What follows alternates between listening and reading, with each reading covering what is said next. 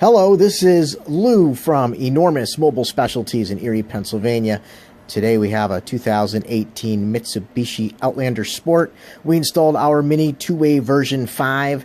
This was formerly known as our Attican unit, if you're following us. One 3-second push of this remote control will send a start signal, and the remote control will confirm the vehicle is actually started by flashing the lights and beeping and letting you know the vehicle is definitely outside running.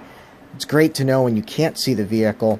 Also, if you tap this button quickly, it would lock the doors, and if you tap this button twice, it could unlock the doors. The factory Mitsubishi remote still works as normal.